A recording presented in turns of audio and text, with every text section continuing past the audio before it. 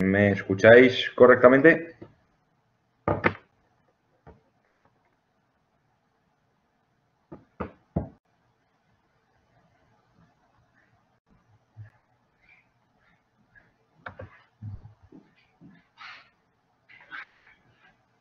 ¿El precio de venta de la plaza de garaje de Colón? Lo teníamos en 45 comprometido con un interesado. ¿Cómo era la comunidad?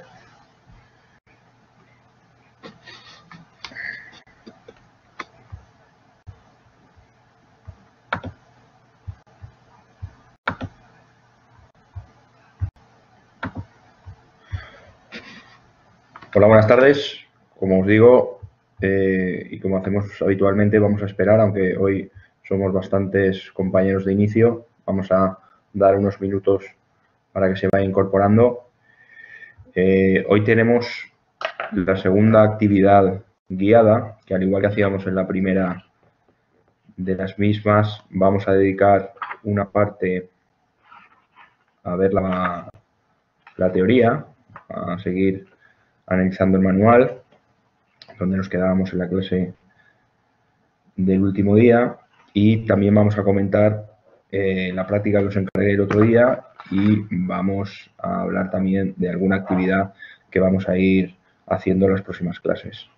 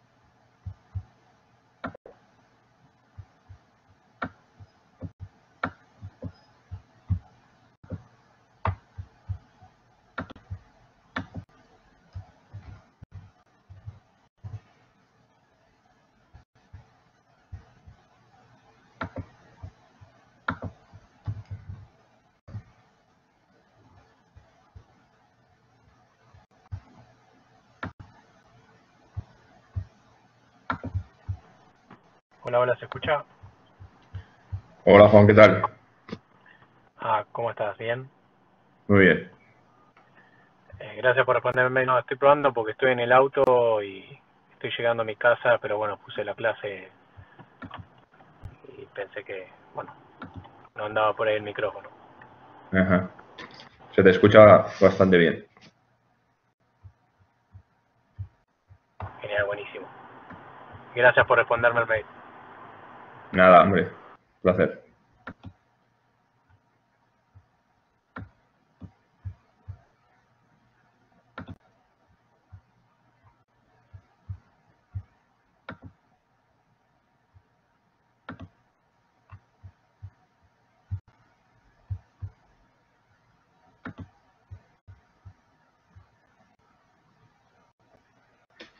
Bueno, pues ya somos en este momento 13 compañeros.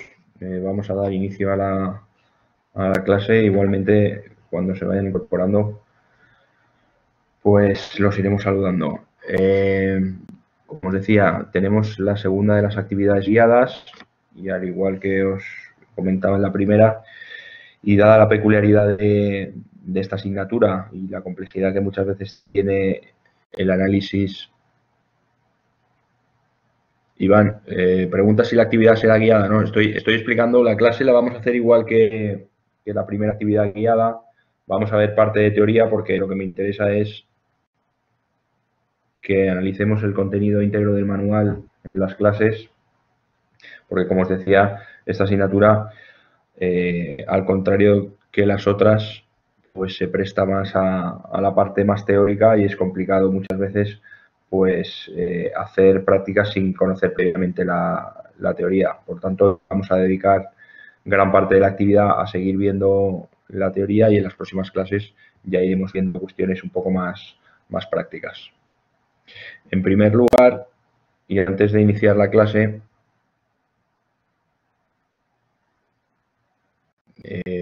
dependerá, ya os lo diré en su momento, el tema de los plazos de entrega, pero en principio tendréis tiempo suficiente para hacerlo. En primer lugar, ayer tuvisteis una actividad consistente en una charla con el compañero Alfonso León, que él colabora con ESIC, os estuvo explicando. Me gustaría tener un poco de feedback de lo que os pareció, si tenéis alguna duda de lo que él os explicó, si hubo algún comentario que tenía relación con lo que hemos visto en clase que pueda generar debate y complementar lo que estamos viendo. Me gustaría que os animarais y que dedicáramos los primeros minutos de la clase a comentar la charla de ayer por si hay algún concepto que nos quedó claro o alguna curiosidad que queréis comentar en la clase.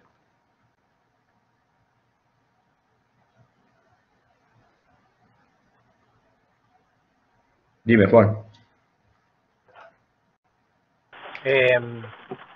Si no se me escucha bien, avísame. Sí. Me pareció muy interesante, bueno, más allá de que tengo una relación con Alfonso, al principio no se escuchaba bien, se escuchaba como mucho eco, y al principio como que hubo un tema de escucha, pero después de eso ya se solucionó. Fue muy interesante el hecho de entender cómo trabaja el ESIC,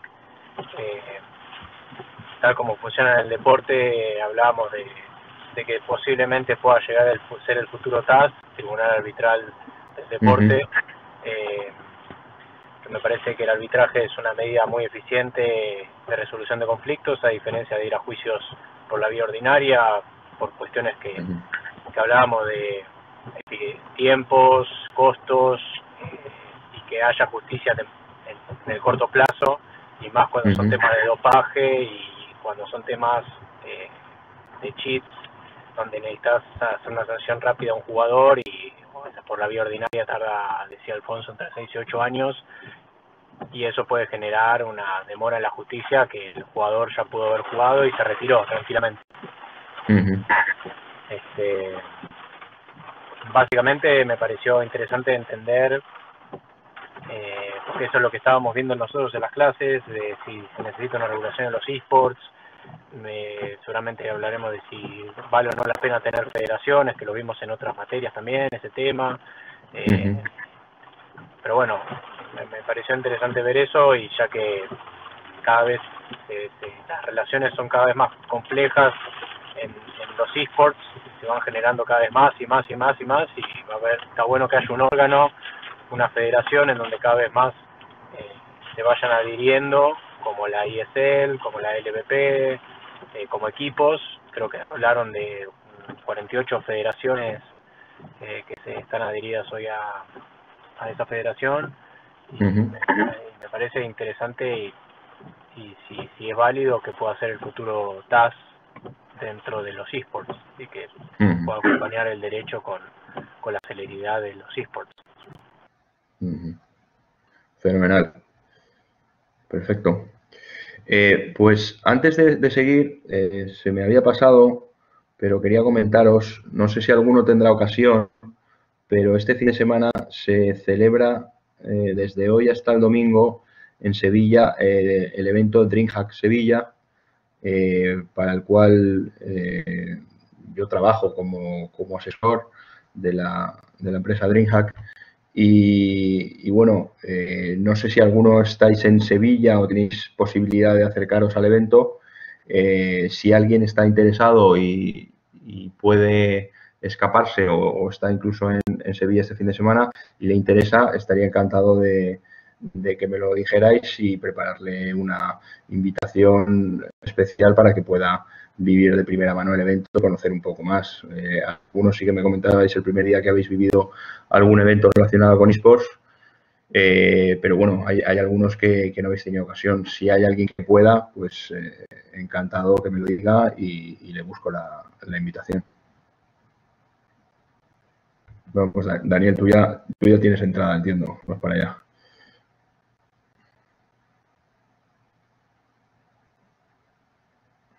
Perfecto, pues nada, la semana que viene nos cuentas qué tal ha ido.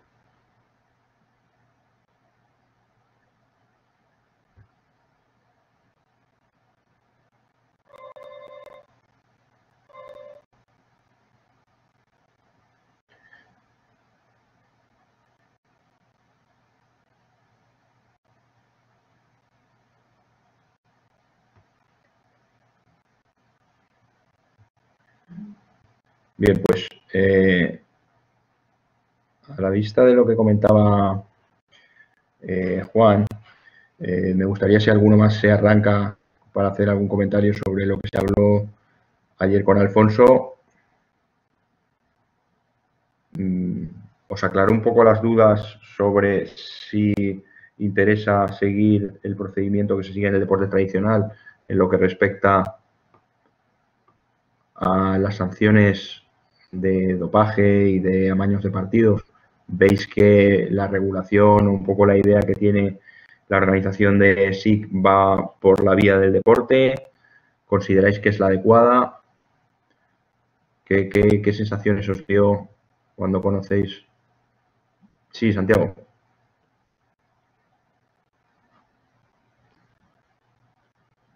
Hay solo siete comisionados, no sé hasta qué nivel se organizarán ni cómo lo harán. Y bueno, después de hacer el test, en la página hay un tutorial. Lo que me parece muy restrictivo, muy restrictivo. No puedes, siendo jugador profesional de eSports, no te puedes cruzar ni con nadie por la calle, me dio la impresión. Sí, es un poco, hablando claro, un poco bestia. Algunas de los condicionantes o requisitos, pero también sucede con el deporte profesional en materia de dopaje. Sabéis, el tema de las localizaciones, a veces yo creo que se extralimitan en el control y la línea entre la protección de los derechos fundamentales o individuales de los deportistas, pues en ocasiones pues son francamente se traspasan líneas que a lo mejor no se deberían traspasar. Dices, simplemente en el momento de que alguien te parezca que te va a decir que tienes que informar a... No sé, me parece a lo mejor, no sé, funcionará el sistema, como es nuevo supongo que estarán poniendo y habrá más gente, pero tú imagínate, no sé cuántos jugadores hay, son 7 comisionados, lo poco que les... tiene que ser espectacular. Y la información que le puede llegar al comisionado también, ¿no? Que al final tener un comisionado, poder contratar un comisionado para tener la información privilegiada, para poder apostar, también tiene que ser complicado. Sí. Sí, desde luego es complejo, porque también yo aquí aprovecho para lanzaros una cuestión que puede ser buena para debatir. Yo, por ejemplo, en las clases que imparto en otro máster relacionados con el tema del dopaje, a los alumnos siempre se lo digo, es decir, ¿por qué a lo mejor a los deportistas profesionales se les exige una serie de cumplimientos, de normativas y de, en principio, respetar unos principios, unos valores éticos que realmente a otros ejemplos para la juventud no se les exigen? Yo muchas veces lo digo, la justificación del dopaje puede ir por la vía de la salud, puede ir por la vía de considerar que son ejemplos para la juventud. Pues bueno, por ejemplo, tenemos los cantantes o los artistas que nadie les exige que lleven una vida ordenada y son igualmente un referente para los jóvenes. Pues bueno, ese ejemplo que puede serviros para el deporte tradicional, pues yo siempre lo equiparo al tema de los deportes electrónicos. Si los deportes electrónicos a día de hoy no están considerados deporte, no tendríamos por qué exigir que se cumplan determinadas reglas relacionadas con el dopaje o determinadas reglas relacionadas con el amaño de los partidos. Al final, si consideramos que es ocio, pues realmente, y ya poniéndome como abogado del diablo, no tendríamos por qué controlar si determinado gamer utiliza algún tipo de sustancia o no. No sé cómo lo veis y la opinión que podéis tener cada uno de vosotros me gustaría conocerla.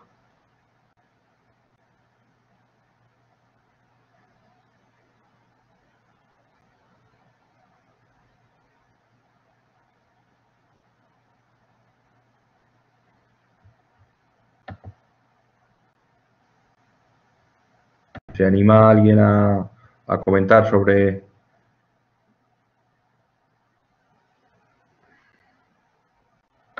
Sí, la pregunta, desde el punto de vista jurídico, incluso desde el punto de vista ético, sería decir, ¿por qué a los deportistas profesionales entiendo que existe una regulación, pero a día de hoy al deportista electrónico, si no se le considera deporte, no se le aplican una serie de normas que sí que se le aplican al deportista profesional, ¿por qué tenemos que obligarlos a que cumplan determinados códigos disciplinarios o códigos de protección de las prácticas dopantes, etcétera?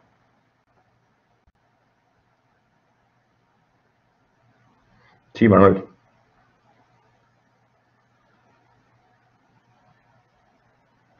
Manuel. ¿No se me escucha? Sí. Ah, vale. No, digo que entiendo el punto que quieres hacer ver, pero algún tipo de control siempre tiene que haber. Entiendo que no puedes extralimitarte, pero, por ejemplo, en lo que son sustancias dopantes, si alteran, si a ti te van a reportar un beneficio con respecto a otro jugador, pues obviamente eso tiene que estar controlado. Porque si no sería como el ciclismo, que acaban todos dopados. O sea, no sé, un poco la diferencia tiene que ser notable, ¿no? Entonces, al fin sí, lo que pasa es que... Sí, dime. No, que os hago un comentario siempre poniendo desde el punto de vista del abogado del diablo, porque mi opinión respecto al tema no tiene por qué ser la misma que ahora mismo os estoy trasladando. Es decir, si tú consideras que sí que tiene que existir una vigilancia, porque dices, si altera a un gamer le beneficia respecto al resto, pues bueno, al final no dejan de ser profesionales que están ejerciendo su profesión. Y yo no me imagino, por ejemplo, a un médico o un abogado que tome alguna sustancia para aguantar más o para poder hacer alguna guardia, en el caso de los médicos, para ganar más que el compañero, o algún abogado que a lo mejor utilice algún tipo de sustancia para poder trabajar más. Pues estoy hablando desde el punto de vista, lógicamente, de ejemplos. Nadie controla eso y al final es lo mismo. Es decir, dentro de una actividad profesional o empresarial, que alguien decida de motu propio tomar alguna sustancia para que le permita trabajar más, dormir menos o estar más activo. Pues bueno, aquí es un poco el ejemplo que yo siempre les pongo a los alumnos, como os comentaba en otro máster, es decir, ¿por qué? ¿Cuál es la diferencia si no se lo considera deporte? Pero sigue siendo una competición, al fin y al cabo. Tú, cuando eres un abogado o un médico, por mucho que quieras ganar más que el compañero, no estás compitiendo directamente contra él. Y si tú estás compitiendo. Sí. Pero si tú estás jugando contra otra persona por un premio, por un trofeo, lo que sea, si tú tienes cierta ventaja consumiendo una droga o lo que sea, pues obviamente el otro parte en desventaja con respecto a ti. Y se supone que en cualquier tipo de competición, ya sea deportiva o no sé, deberían partir todos de las mismas, de jugar todos, digamos, en las mismas circunstancias, ¿no? Si no, no tiene sentido la competición.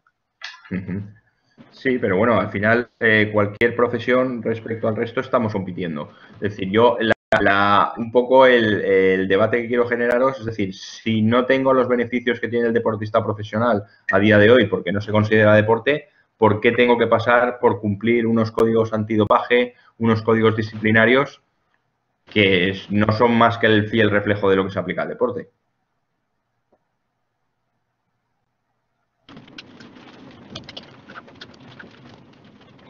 Si tú, como decía ayer Alfonso, si tú de manera indirecta pues a tu club o de manera directa te adscribes a una competición que tiene unas normas, pues tienes que acatarlas.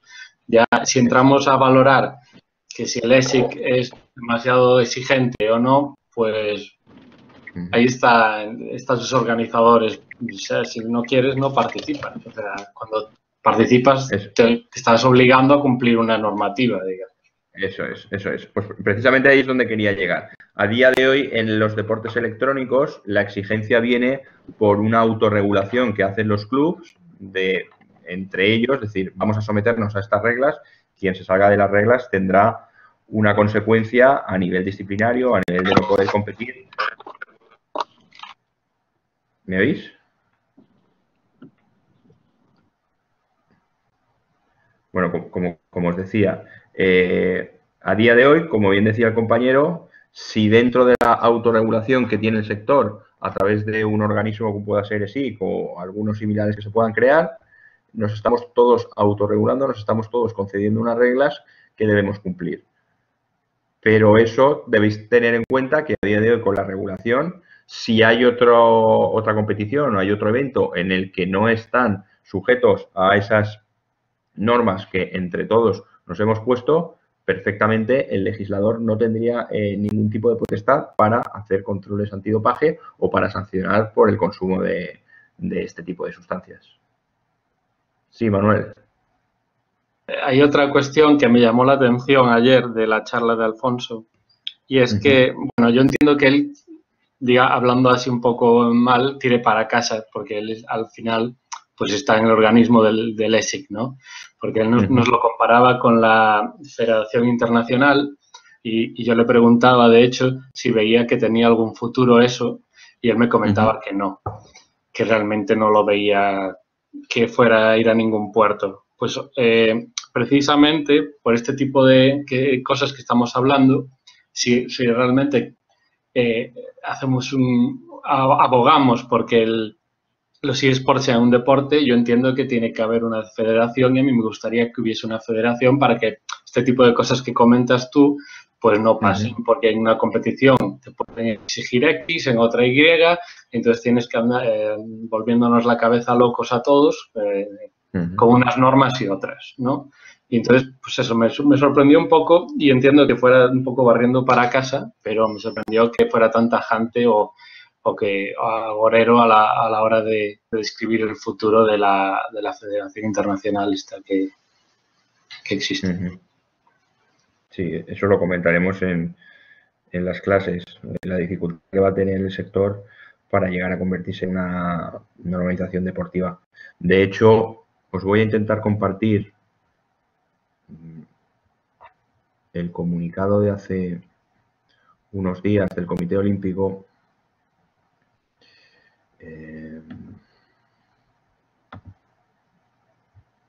No sé si lo vais a poder ver.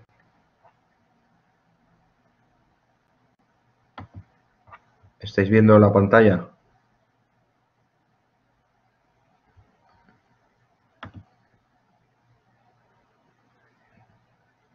Vale, pues voy a poner el enlace en el chat y así lo podéis abrir.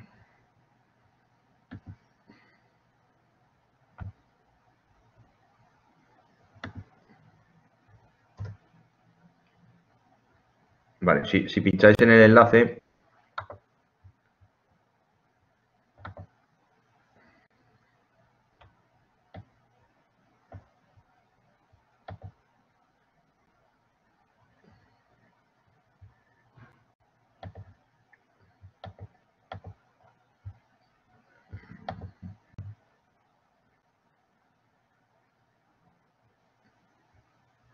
sí, lo que dice Santiago tiene toda la razón del mundo. ¿Habéis podido entrar en el enlace del Comité Olímpico?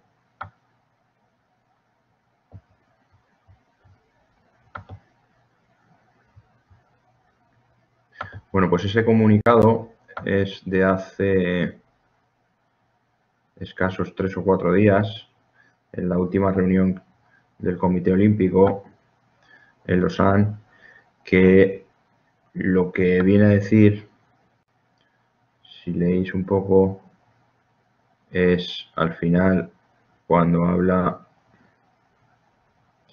de los deportes electrónicos y juegos electrónicos, creo que es el último apartado, pues viene a decir que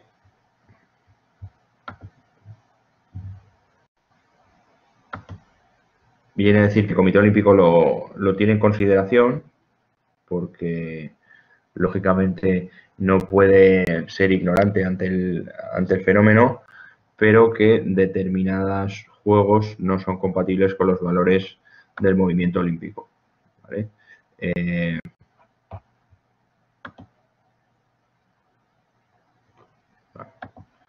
Perdonad, pero es que estoy intentando leer a la vez. Sí. Y exactamente, o sea, obviamente no ponen qué tipo de juegos, pero imagino que serán, me imagino que un Counter-Strike, pues no creo que les haga mucha gracia que sea olímpico, ¿no? A ir gente pegando tiros por ahí. Sí, exactamente. En el comunicado no lo dicen expresamente porque quedaría feo decir títulos o publishers o marcas, pero en alguna declaración en privado o en alguna declaración que se ha realizado, pues lógicamente sí que son con los juegos relacionados con la violencia, como pueda ser el CSGO o Fortnite o alguno de esos. Es curioso porque también siempre el Comité Olímpico habla de valores y muchas veces pues al final el propio Comité Olímpico no respeta muchos de los valores que se recogen en su propia Carta Olímpica a nivel de patrocinios y a nivel de defensa de, a lo mejor de federaciones internacionales que dentro de sus propios países pues respetan poco los derechos fundamentales. Pero bueno, en cualquier caso, como veis ahí en el comunicado, sí que parece que el Comité Olímpico lo va a tener en cuenta, lo va a analizar y parece que en todo caso el primer paso que podríamos presenciar del Comité Olímpico relacionado con el tema de los deportes electrónicos serían aquellos títulos, aquellos juegos que reproducen la propia actividad deportiva. Pueden ser los juegos de fútbol o juegos de otros deportes que conocéis que existen.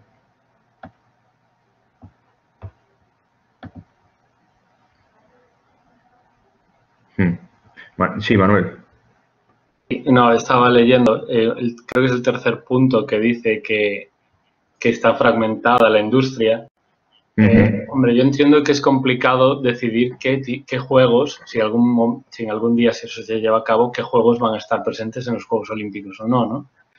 Porque, claro, hay más de uno, pues puede quedarse un poco fastidiado. ¿Por qué incluyes mi juego o el otro no? Este sí y el otro no. Pero luego el cuarto sí que no me convence demasiado.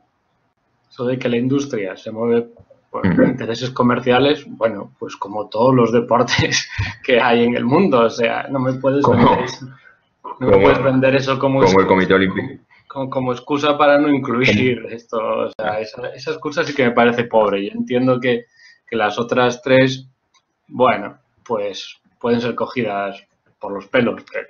Sí, al final el Comité Olímpico Internacional es una máquina de hacer dinero, entonces que uno de los motivos sea que existe una cierta el capitalismo que parece que hay detrás y tal, pues al final lo que tú dices es un poco contradictorio. Los grandes patrocinadores del Comité Olímpico, pues bueno, son grandes marcas de consumo absolutamente global y muchas de ellas, pues, puede ser Coca-Cola. Existen estudios que hablan del uso del azúcar que contienen este tipo de bebidas, que es malo para la salud, pero bueno, uno de los principales patrocinadores del Comité Olímpico es Coca-Cola y así con numerosas marcas. Sí, David.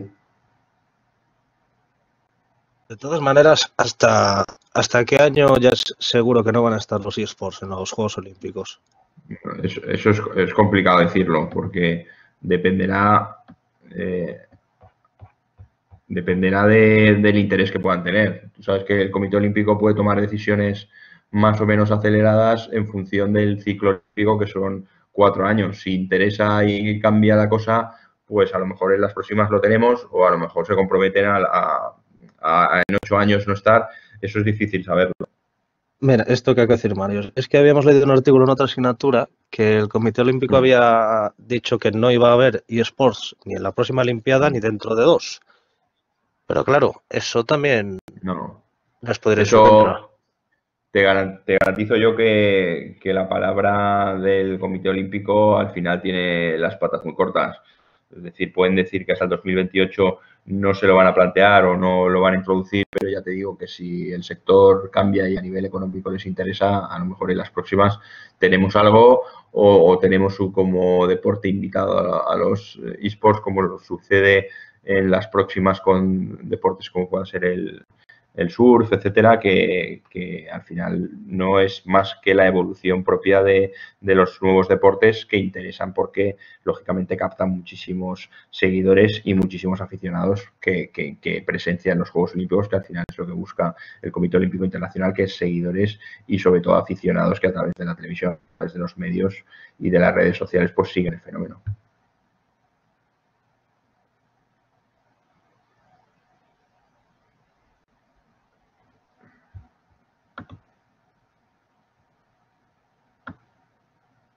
En cualquier caso, si os fijáis, el 8 de diciembre en el comunicado no se dice, no se da ninguna fecha ni se pone ningún tope para el análisis o para la introducción. Yo creo que dependerá, como os digo, de la evolución y de los intereses propios y particulares que tenga el Comité Olímpico.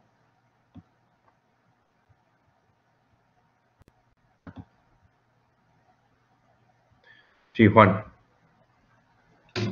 Una consulta, porque bueno, justo se me cortó cuando estaban hablando del dopaje y ahora ya estoy. ¿Vos crees que el hecho de que ya como un país como Corea haya reconocido a los eSports como deporte y que después España lo reconozca como otra cosa y después venga Chile y lo reconozca como otra cosa y así sucesivamente, ¿no va a generar una complejidad dentro del ambiente? Si Corea del Sur, que es uno de los referentes en los eSports, lo considera deporte, ¿por qué no el resto se une a esa causa? Más allá que cada estado y jurisdicción debe tener su propia interpretación de la norma y su propia regulación. No entiendo cómo, porque esto puede generar un tipo de complicación. Si yo el día de mañana tengo en España que no se considera deporte y quiero contratar a un jugador de Corea del Sur que sí se considera deporte. Ahí como, no sé, por ahí es muy amplia la pregunta, pero si ya no, está bien. Desde el dopaje se termina, por mí se toman muchas iniciativas del deporte, entonces por más que haya países que no lo toman como tal. No, pero tu pregunta es muy interesante y en el deporte tradicional, aunque no lo creáis, sucede igual. Es decir, vosotros sabéis que la Agencia Mundial Antidopaje tiene un código mundial antidopaje que en los últimos años hay muchísimos países del mundo que se tienen que ir sumando a ese código y de alguna forma haciendo propia esa normativa antidopaje en sus ordenamientos jurídicos propios de sus países. Pero sigue habiendo países que no están dentro de la organización. Pues bueno, sí que es verdad que esos países son muy minoritarios y que normalmente no tienen representación en las grandes competiciones como puedan ser los campeonatos del mundo o los Juegos Olímpicos. Pero también estamos jugando con dos reglas, es decir, gente que sí que lo cumple y gente que dentro de sus ordenamientos no tiene establecido un control antidopaje, que es lo que durante muchos años pues ha podido pasar con el llamado dopaje de Estado, que países como pueda ser la antigua Unión Soviética o China pues tenían un control del dopaje muchísimo más limitado, por no decir inexistente, respecto al resto. Por tanto, eso que provocaba que cuando se iba a competiciones internacionales los deportistas rusos pues tuvieran cierta ventaja, los deportistas chinos, porque durante el año no habían tenido a lo mejor tanto control en sus países como en el resto. Pues bueno, la pregunta que lanzas tú pues puede suceder un poco así. Es decir, si parte de los países van a empezar a regular conforme a la normativa del deporte tendremos unas reglas que tendrán estos países, pero luego a lo mejor hay países que son perfectamente competitivos y están dentro de la escena competitiva de Tier 1 de los deportes electrónicos, que a lo mejor no tienen una regulación enmarcada dentro del deporte, sino que lo consideran simplemente un espectáculo o una materia de ocio, y por tanto sus deportistas no tienen por qué tener controles antidopaje. Entonces vamos a jugar con ese problema en los próximos años, por supuesto.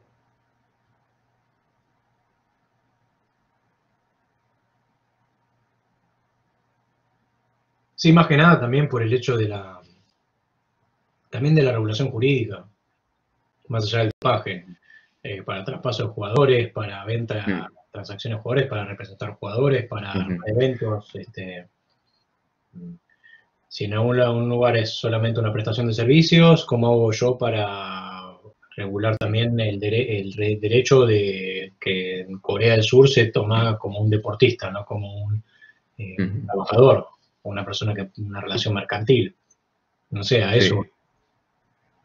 Sí, lo que pasa es que ahí ya estamos entrando en un terreno complejo, porque realmente el tema de los traspasos que comentas tú, más que ser una normativa propia laboral de cada país o mercantil de cada país, pues viene configurada por la existencia de federaciones nacionales e internacionales. Por tanto, si no vamos a conseguir que los deportes electrónicos tengan unas federaciones nacionales y una federación internacional, como pueda ser en el fútbol la FIFA, pues va a ser complicado que podamos regular los traspasos, las sanciones. Claro, imagínate en el deporte, y volviendo un poco al caso del dopaje, si un jugador es sancionado por dopaje por la Federación Internacional de Ciclismo, pues si compite en Francia no va a poder competir en Francia, pero tampoco va a competir en España. En cambio, si no tenemos esa federación internacional que aglutine, y a mí como gamer o como deportista electrónico, por decirlo de alguna forma, se me sanciona en Corea, a lo mejor me puedo ir a China y a competir, porque al final las sanciones a nivel internacional no las va a poder hacer cumplir nadie.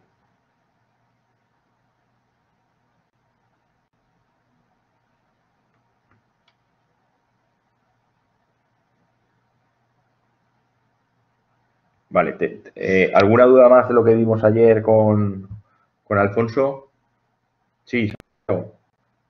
Sport Radar, realmente, que parece que es la matriz de SIC, ¿de quién es? Es una empresa privada. Pero no hay, igual como en los juegos sabemos que están detrás de los chinos, al final no va a ser lo mismo. Como los juegos, perdón, que no te he oído. El de la Tencent, la empresa, el inversor que era... Sí. ¿Esto no será algo parecido? Desde el punto de vista de intentar separarlo, ¿vale? Pero quién es no sé. No, hombre, mientras el órgano de control del dopaje o del amaño y de la corrupción deportiva, entre comillas, sea privado y pueda depender de alguna empresa, pues tenemos un problema, porque si depende de una empresa, pues lógicamente si el deportista al que le pillan pertenece a lo mejor a algún equipo que juega un título de esa empresa, pues no le va a interesar a lo mejor que salga de escándalo o cuestiones similares. Sí, que está bien, está hecho por abogado y todo follón, pero al final parece que es una pata más del deporte que por lo visto los eSports es una parte, se ve que se dedican a todo tipo de apuestas. Sí. Todo el rollo de la apuesta, por eso no sé hasta qué punto pueden llegar a controlar y claro, que no sé, pueden haber intereses cruzados entre clubes que después a lo mejor también se meten en el eSports. Claro. Después, madre mía. Es que realmente esto es un poco, y aquí sí que le doy yo la razón al Comité Olímpico Internacional, lo que parece que el Comité Olímpico Internacional ve como problemático para que los deportes electrónicos pertenezcan a la familia olímpica. El hecho de que existen muchísimos intereses económicos de empresas privadas que van a dificultar que se puedan poner de acuerdo y formar parte de lo que digo el movimiento olímpico. tener en cuenta que hay muchísimos deportes que podemos ver en las Olimpiadas y que podemos practicar en nuestros países que realmente intereses económicos como tal hay pocos. Hay muchos deportes que son muy minoritarios y que es difícil que haya alguna empresa con interés económico detrás. Por tanto, esos deportes encajan perfectamente con lo que es el ideario original del movimiento olímpico. En cambio, los deportes electrónicos ya han nacido con una capa de interés económico absolutamente bestial. Por tanto, poner en común a todos estos players para que se pongan de acuerdo y acepten unas reglas dadas por el Comité Olímpico es muy complicado. Manuel comenta que Alfonso dijo que detrás de la Federación Internacional estaba Alibaba. Pues bueno, al final cuestiones como esta te hacen pensar que es difícil encontrar un encaje para que los esports sean considerados o pasen a formar parte de esa familia olímpica. Por lo que apuntabais antes vosotros, es decir, los Juegos Olímpicos sabemos los deportes que hay, cada 4 años va saliendo uno y van entrando uno o dos, pero ¿qué pasa con los títulos de los videojuegos si los queremos hacer olímpicos? ¿Cuáles vamos a elegir? ¿El publisher que más pague lo va a meter? ¿O qué interés realmente puede tener un publisher en que su juego esté en los deportes olímpicos? Si va a seguir vendiendo igual, a lo mejor incluso le quita cuota de mercado porque la gente se aficiona al resto y no sigue jugando al suyo. Es complicado por lo que os decía, no recuerdo la primera o la segunda clase, porque en los esports el balón sí que tiene un dueño, que es el publisher, y luchar contra esos intereses es complicado. Montar todo un movimiento olímpico alrededor de un juego, de un título que a lo mejor mañana el publisher se le pueden cruzar los cables y cambiarlo absolutamente todo, o incluso dejar de producirlo, y pues claro, es complicado.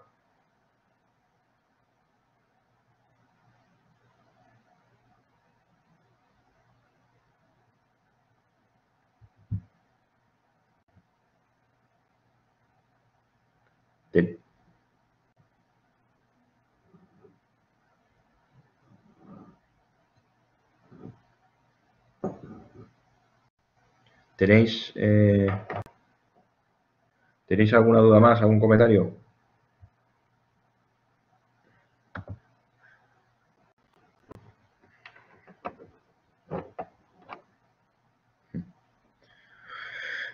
Sí, al final lo que trasciende de todo esto es que seguramente el sector, la parte más hardcore, la gente que está más metida en el sector o que lleva más años, puede estar viendo el tema del deporte o del olimpismo como algo absolutamente fuera de lugar para ellos, porque llevan mucho tiempo generando una industria, autorregulándose y con esto creciendo económicamente todos los años a un nivel bastante bueno y con un crecimiento exponencial. Entonces, es lo que os digo, al final el hablar de deporte, el hablar de olimpismo, pues a lo mejor a gran parte del sector de los deportes electrónicos o de la industria, pues le puede chirriar un poco porque dicen, oye, nosotros estábamos muy bien, nosotros generamos nuestros propios eventos, nuestra competición es una parte importante de los mismos, pero al final lo que buscan es un espectáculo y lo que buscan es una generación de movimiento económico. Por tanto, el tener que someter a unas reglas, el tener que someter a unos códigos disciplinarios, el tener que someterme al control de unos valores éticos y morales del Comité Olímpico Internacional, pues a lo mejor, ¿qué queréis que os diga? Hay muchos de esos operadores del sector que no necesitan estar alineados con el deporte olímpico. No sé cómo lo veis vosotros.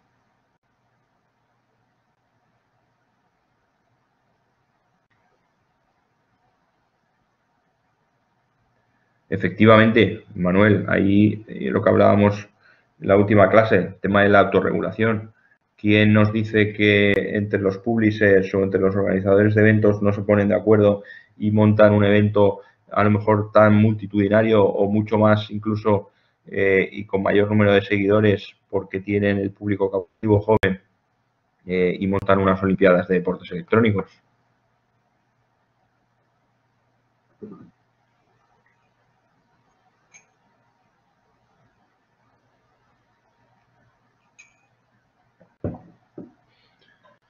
Sí, Juan, en eso tienes razón.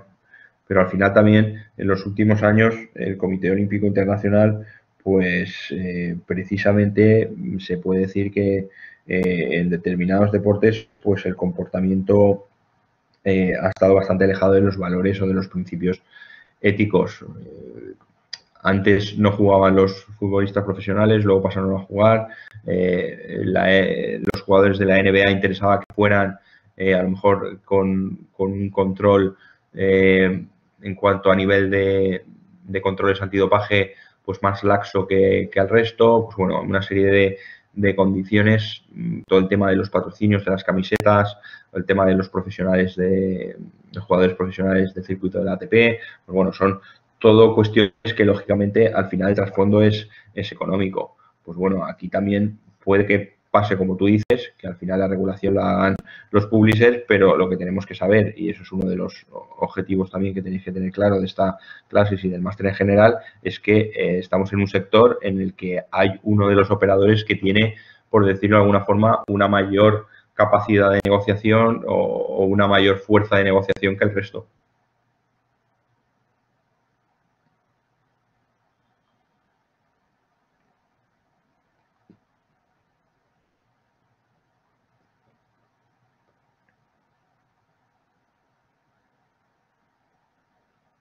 Vale, respecto a esto ya, acabando con el tema, si no tenéis ningún comentario más del tema de la charla de Alfonso, pues bueno, os lanzaría una cuestión más que ya, adelantándonos a la parte de las clases de dopaje que tenemos vistas en el manual y que veremos en las siguientes clases, pues bueno, al final, una cuestión que sí, y estando en la actividad guiada me gustaría que sirviera para debatir y que intentarais participar el mayor número de vosotros posible, es decir, si al final, como comenta algún compañero, vamos a la autorregulación, si nos distanciamos del movimiento olímpico, si consideramos que no son deporte, en ese caso sí sería necesario una institución como pueda ser ESIC o similares que controlen el uso de sustancias dopantes.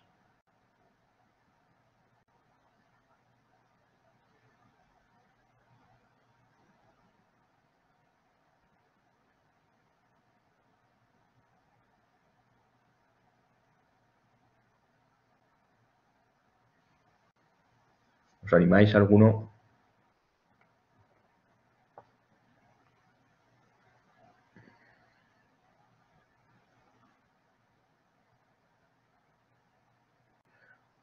Sí, mi pregunta es si al final la decisión que toma el sector es el separarse del movimiento olímpico y el considerar que no existe ninguna necesidad de que se le relacione con el deporte, si consideráis que aún habiéndose distanciado de ese espíritu y de esos valores deportivos y considerando que en ese caso no sería más que una cuestión de puro espectáculo y entretenimiento y de seguimiento por parte de los aficionados, sí sería necesario el que existiera una serie de normas o de reglas o de controles para evitar la sustancia, para evitar el consumo de sustancias dopantes.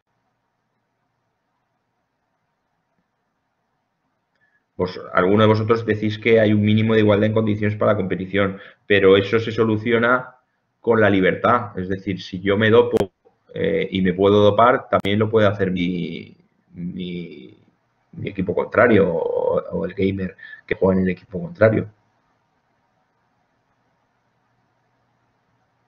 Pero ¿qué imagen vendemos luego al público?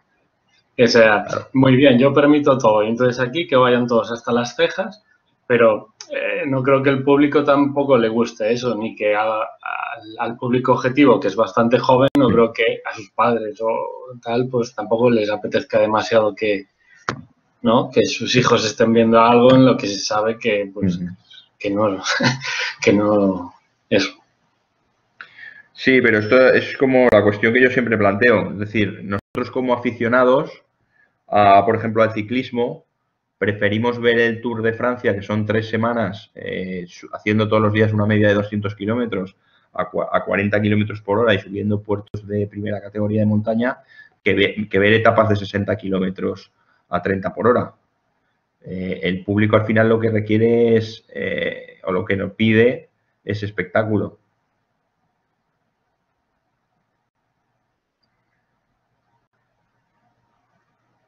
El ciclismo no es muy buen ejemplo, la verdad.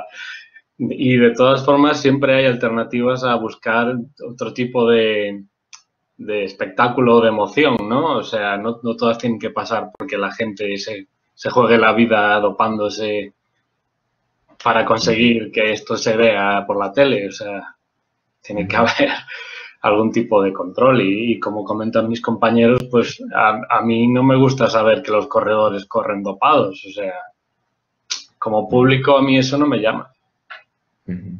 Vale. Sí, yo pienso igual, ¿eh? Lo que pasa es que en este caso, en esta clase, estoy haciendo un poco de abogado para que os genere debate y podamos sacar conclusiones de esto. David, ¿querías decir algo? En cuanto al dopaje, claro, es que en el ciclismo, en el fútbol, en cualquier actividad física, si te dopas, incrementas tu rendimiento y puedes ser superior a alguien que es superior a ti, a base de sustancias. Pero claro, en los videojuegos habría que medirlo de otra manera. No es su esfuerzo físico. Independientemente de que yo esté bien y mi contrincante esté puesto hasta arriba, las decisiones que pueda tomar en medio de una partida, no es que él por haberse dopado vaya a tomar mejores decisiones que yo. ¿Puede tener más reflejos? Sí. Pero no es condición determinante de que por haberse dopado me va a ganar. Entonces habría también que haberlo medido de alguna manera para tomar cartas en el asunto. Sí. A ver, eso también es una cuestión que a veces con el tema del dopaje la gente, el público en general está bastante confundido. Muchas veces las sustancias no solo son para mejorar el rendimiento, porque como tú bien dices, hay determinados deportes o incluso determinados deportistas que evidentemente no es importante la mejora, o por mucho que yo mejore, yo nunca voy a ganarle una partida, no voy a ganarle ni un punto a Rafa Nadal, por mucho que yo me dope y a lo mejor Rafa Nadal no, ¿vale? Poniéndotelo como ejemplo. Pero sí que es verdad que dentro del deporte, también sucede, de hecho, con los eSports, existen sustancias que no son tanto para mejorar el rendimiento puntual, sino son para, por ejemplo, descansar mejor, poder estar al día siguiente mejor para poder entrenar más. Todas esas sustancias, y como dice el compañero, los eSports también hay una cuestión que es el tema de bajar el estrés que te produce la competición, porque tú estás más centrado, por tanto tus reflejos funcionan mejor. Pues bueno, al final no solo pensemos en el dopaje como una sustancia que me pone a tope y juego mejor, sino como una sustancia que a lo mejor me ayuda a descansar mejor y eso me ayuda a entrenar más horas en relación a mi compañero, o bien, como os digo, a rebajar mi estrés o mis nervios dentro de la competición. Sí, Manuel.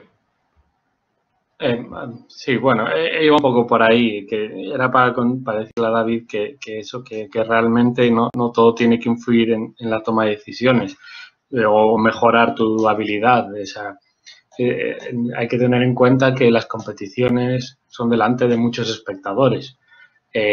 Cuesta mucho ya no concentrarse, sino no estar nervioso en una situación así. Y eso afecta claramente a tu juego. Entonces, si tú, pues es como el uso de la marihuana en los deportistas. O sea, está prohibido porque la usan precisamente pues para eso, para estar relajados, para no ponerse nerviosos. Pues ese es otro tipo de dopaje. No tiene por qué ser ciclismo de incrementar tu capacidad anaeróbica. Exactamente.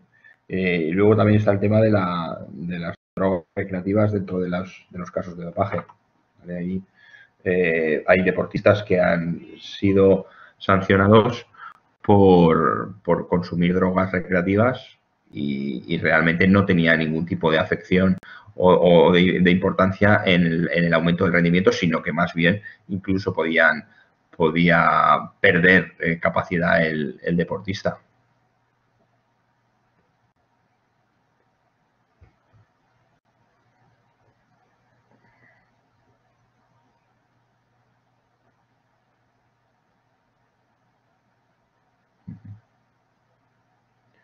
Sí, bueno, lo que comenta Santiago también es importante. Dentro de los deportes electrónicos también tenemos el dopaje tecnológico, que se puede denominar. En el deporte tradicional no se da tanto, aunque sí que en determinados deportes sí que lo hemos podido presenciar, como por ejemplo en el ciclismo, con bicicletas que tienen un pequeño motor o tienen una capacidad de generar un rendimiento mayor que las propias piernas del ciclista. Con el tema de los bañadores también pasó, bañadores que aumentaban el rendimiento de los deportistas que lo utilizaban. Pues bueno, en comparativa en los deportes electrónicos es mucho más sencillo utilizar medios tecnológicos para poder aumentar, para poder mejorar el rendimiento y ganar al adversario.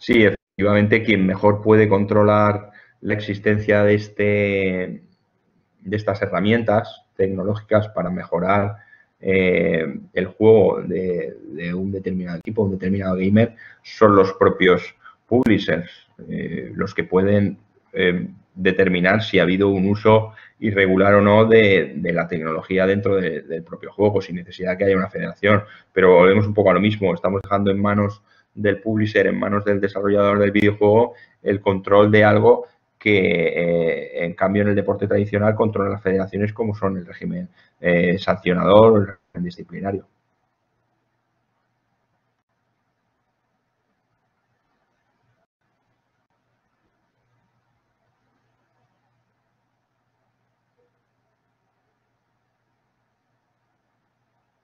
Sí, Manuel. Entiendo lo que dices, pero es que no es comparable en ese sentido. Porque el fútbol, me refiero, no lo creo.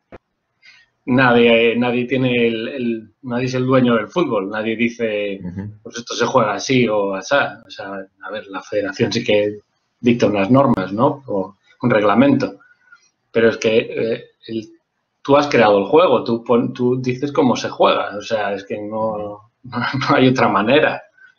Tú eres el que hace ya el juego, para empezar ya estás limitando lo que se hace en el juego. Entonces, tú eres quien pone las normas, quien vela para que no haya trampas, por el fair play. O sea, no creo que sea comparable. En ese sentido no veo que mal o no sé cómo llamarlo, pero no veo que recaiga ese control no veo mal que recaiga el control en el publisher. Es que tiene sentido para mí. Sí, lo que pasa es que yo voy más allá. Es decir, cuando algún deportista comete alguna infracción disciplinaria, vosotros sabéis que en el deporte tradicional eso puede tener consecuencias de inhabilitación para seguir compitiendo o inhabilitación para desarrollar lo que es su profesión. Al final no dejan de ser muchos de ellos deportistas profesionales. Esas sanciones son revisables en vía administrativa por el Estado, a través de la organización federativa deportiva, que ya veremos en las próximas clases. Pues eso tiene un condicionante, tiene un control por parte de la administración pública. Al final, las decisiones, aunque no os lo creáis, una tarjeta roja en fútbol puede acabar en un juzgado de contencioso administrativo en nuestro país. Pues bueno, aquí, por lo que tú dices, tienes razón, el que mejor lo puede controlar, pero difícilmente un publisher va a tener la capacidad de decirle a un deportista no compitas en una competición de la SL o no compitas en una competición de DreamHack. Es complicado, es más allá del control puramente técnico, luego las sanciones disciplinarias por dopaje o por incumplimiento de los propios reglamentos deportivos trasciende y va más allá.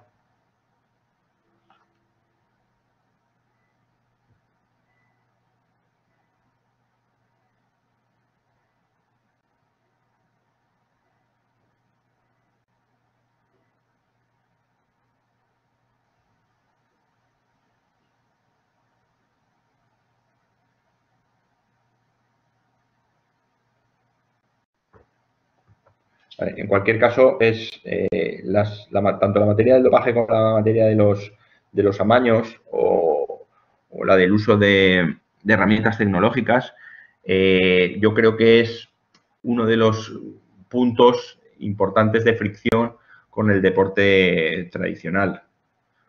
Y al igual que sucede con otras cuestiones que vamos analizando en las clases, pues bueno, son dos cuestiones importantes que realmente nos hacen pensar que a lo mejor el sector de los eSports realmente no tiene tanto que ver con el deporte como pensamos, más allá de que la propia organización competitiva es similar, como comentabais algunos, de que no deja de ser competición, pero hay cuestiones que hay que analizar. Bueno, y hasta aquí el tema. Si hay alguien que tiene alguna duda más de lo que comentó Alfonso o quiere hacer algún comentario, que lo indique. Si no, vamos a continuar donde lo dejamos ayer. Recordaréis que hablábamos de los ámbitos en los que puede tener o de hecho tiene repercusión la industria de los deportes electrónicos y que es necesario conocer a la hora de analizar el sector, las complejidades que se nos presentan a nivel jurídico y, por supuesto, a la hora de iniciar algún tipo de actividad, algún tipo de negocio relacionado con los deportes electrónicos, porque a buen seguro todos o por lo menos alguno de estos ámbitos los vamos a tener que manejar y los vamos a tener que conocer. En primer lugar, ayer veíamos que es evidente y es innegable que el sector de los deportes electrónicos tiene un alto componente de consumo. Al final, al igual que el deporte, al final el deporte es consumo y en los deportes electrónicos incluso más.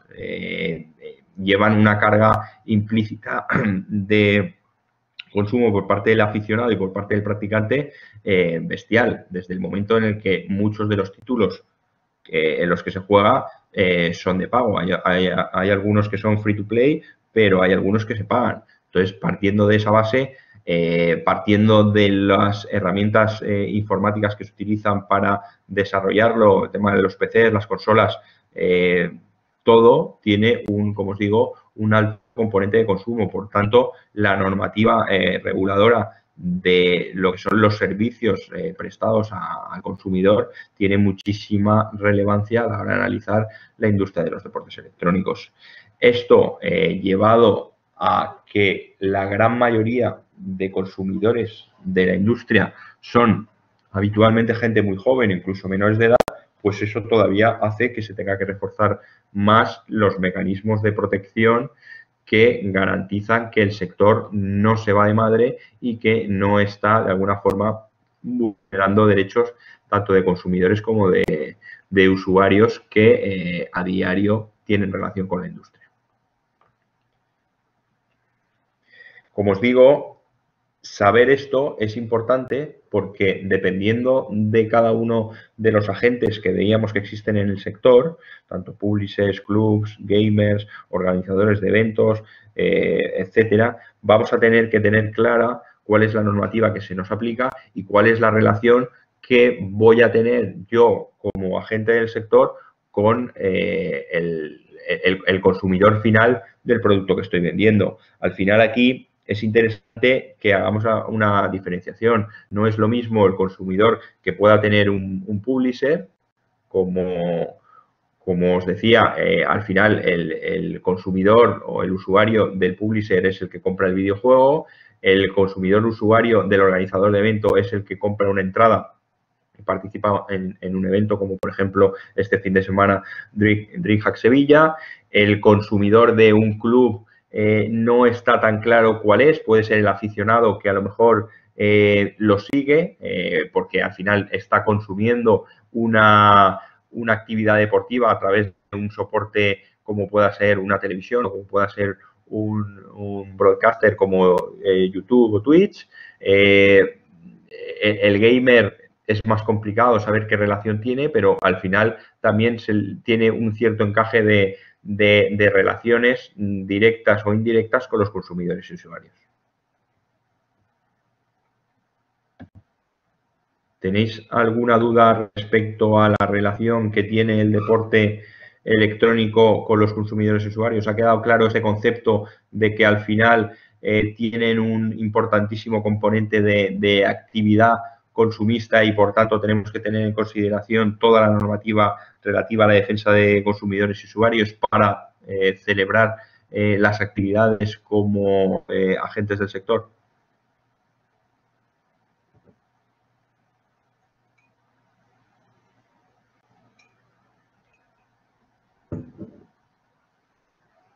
Vale, pues el segundo de los ámbitos que os comentaba ayer y que tienen relación directísima con la industria de los deportes electrónicos, como os digo, es importante conocer cuando vamos a iniciar nuestra actividad, es la del comercio y la actividad económica. ¿Vale? Aquí yo creo que con muchísima mayor relevancia que en el deporte, porque como os comentaba antes, existen deportes muy minoritarios que tienen un componente de actividad económica muy limitada. En cambio, los deportes electrónicos desde su origen tienen una relación como actividad económica y como sector económico importantísimo. Por tanto, en este caso, tenemos que acudir, como habréis visto en el manual, a lo que indica el artículo 38 de la Constitución, que dice que se reconoce la libertad de empresa en el marco de la economía de mercado. Los poderes públicos garantizarán y protegerán su ejercicio y la defensa de la productividad de acuerdo con las exigencias de la economía general, en su caso de la planificación. Al final, os pongo este artículo para que os sirva de referencia para tener claro que el sector de los deportes electrónicos, independientemente de la mayor o menor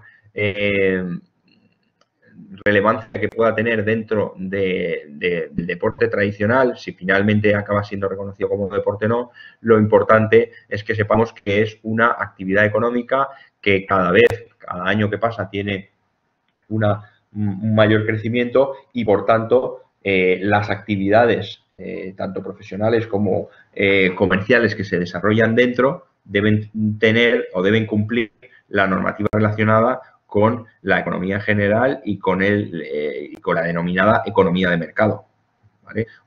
Lo hablábamos cuando os explicaba el tema de Filipinas, que pedían una serie de licencias para entrar, no solo a los gamers, sino también a las empresas que vayan a tener relación.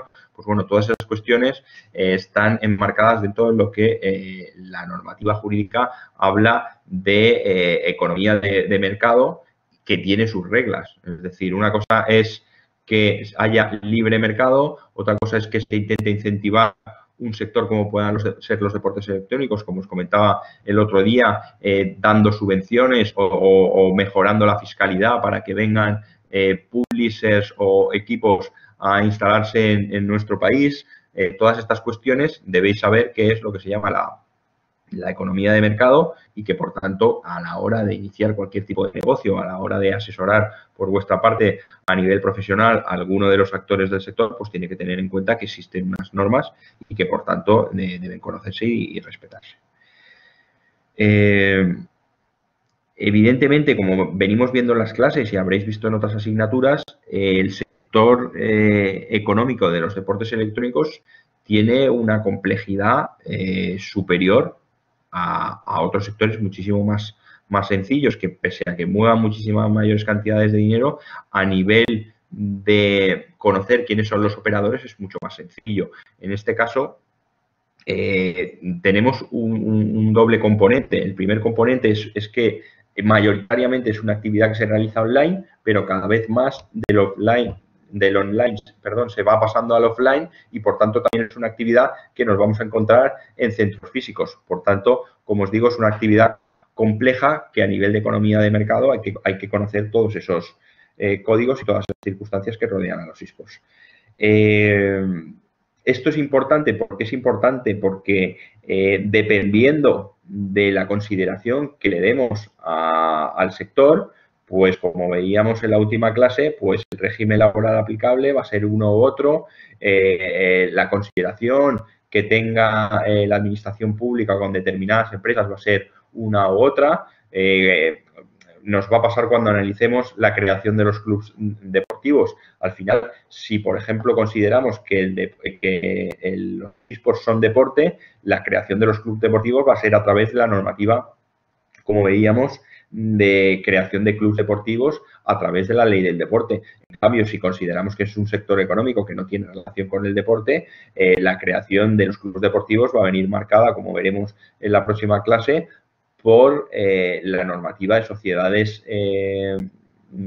mercantiles generalista en nuestro país. Por tanto, como digo, es importante que conozcamos que el sector no deja de ser un sector industrial, un sector económico y que, por tanto, todas las reglas del mercado también nos van a ser de aplicación. No porque pensemos que es una cuestión de deporte, es una cuestión de entretenimiento, no vamos a tener que respetar reglas del mercado que se le aplican a otra serie de industrias, otra serie de actividades económicas. ¿Tenéis alguna duda respecto a la consideración de actividad económica del sector?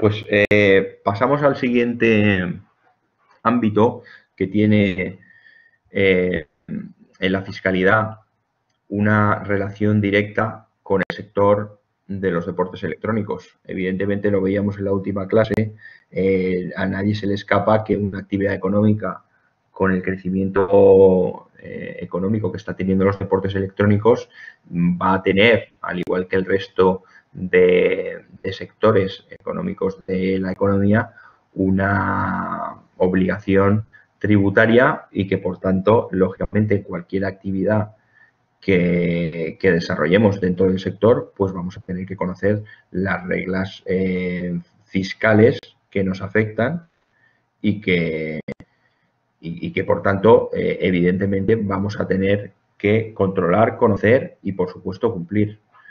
Esto, al igual que sucede, como os comentaba con el anterior punto de la economía de mercado, dentro del sector de los deportes electrónicos, tiene una complejidad, por decirlo de alguna forma, incluso mayor que otros sectores más tradicionales. ¿Por qué?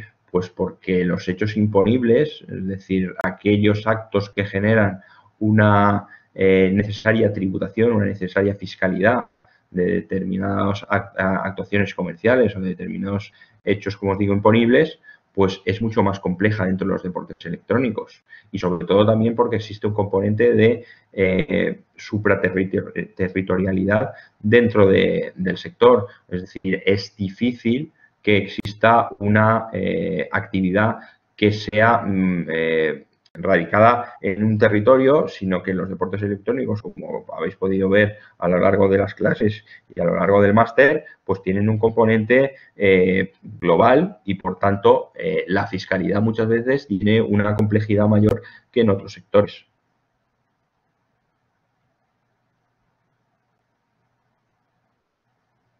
¿Tenéis alguna duda con el tema de la fiscalidad?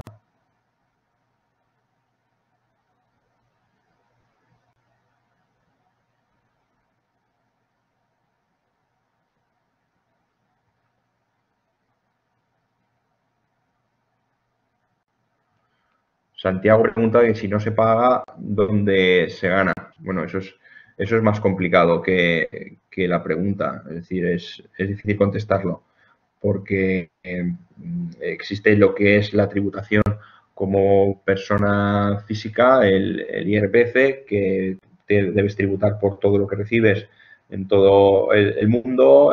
Los premios de las competiciones también tienen la tributación del país, como tú dices, donde radica la competición. Es complicado el tema que comenta Juan de la doble imposición, es difícil. Por eso, en el deporte tradicional sí que pasa habitualmente más en deportes como pueda ser la Fórmula 1 o las motos. Los circuitos normalmente se vienen celebrando en muchos países y eso entraña dificultades tributarias para los deportistas. En los deportes electrónicos puede pasar un poco igual.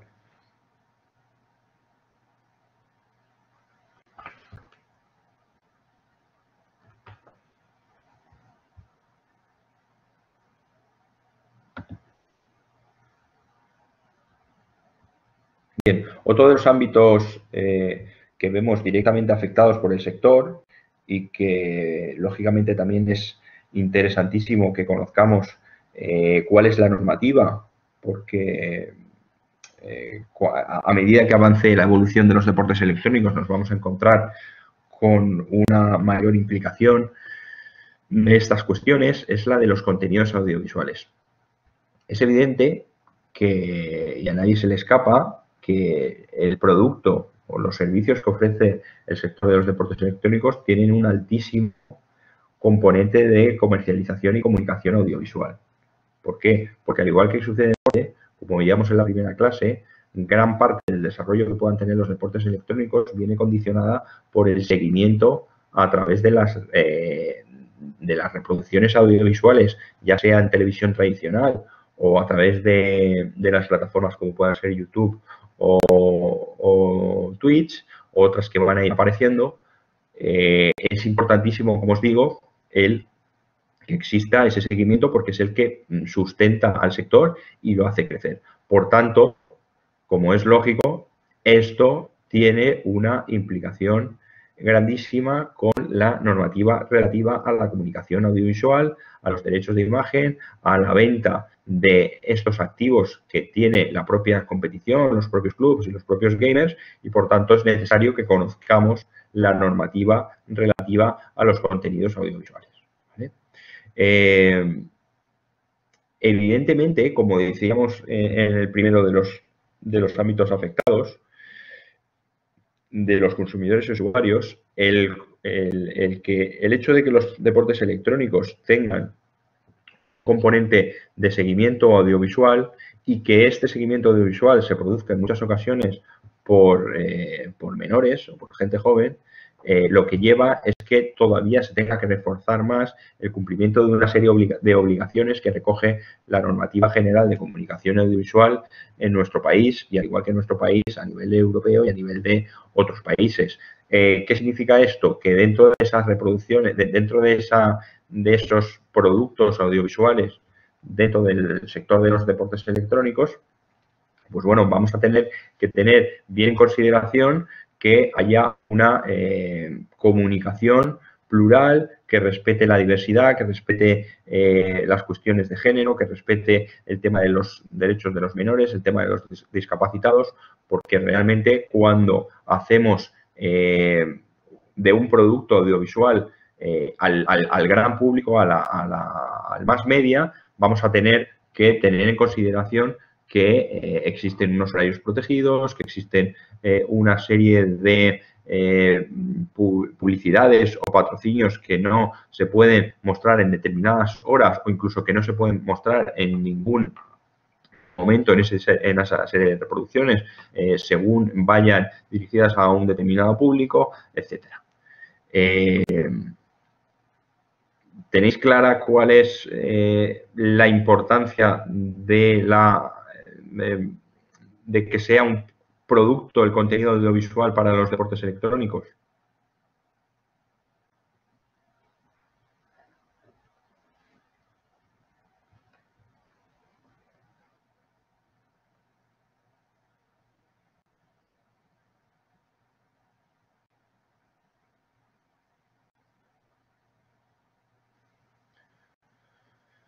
Vale, en este sentido, como os digo, el hecho de que el contenido audiovisual sea un producto y como tal, sí, Juan, el contenido audiovisual lo debemos considerar un producto y dentro de la normativa general de comunicación, este producto que se ofrece al gran público debe cumplir una serie de condiciones para que estemos cumpliendo la ley.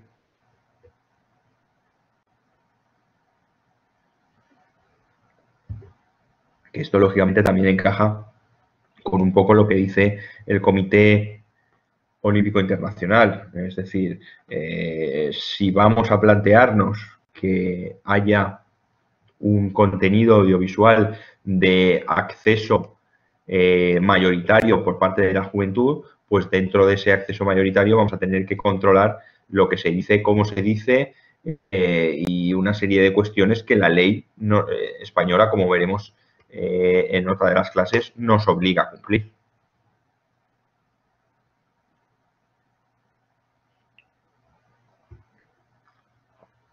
Bueno, al hilo de esto, otro de los grandes problemas a los que se va a enfrentar el sector de los deportes electrónicos es el tener que enfrentarse a lo que en el deporte tradicional, sobre todo en el fútbol, ya hemos vivido en los últimos 10, 15 años y que a buen seguro, si el crecimiento de los deportes electrónicos continúa igual y tal y como se le presume, pues nos vamos a encontrar más pronto que tarde, que es el relativo a la propiedad, a la titularidad de los derechos audiovisuales de una competición.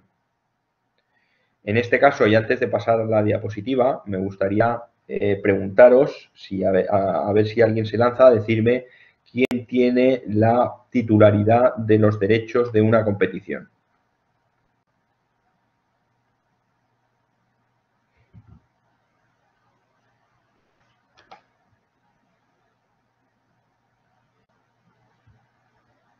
Juan dice que el publisher,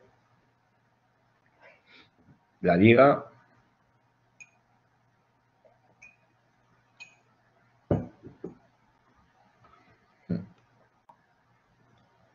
Riot tiene la de LOL. El publisher.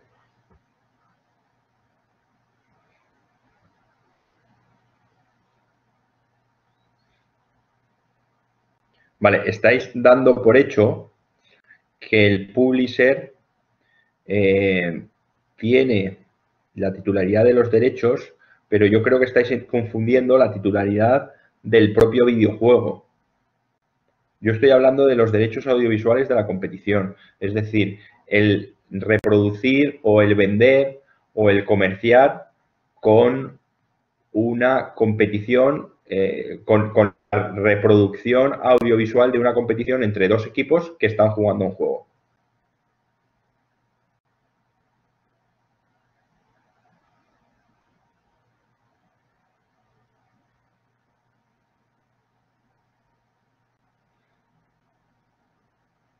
Juan dice el que lo organiza.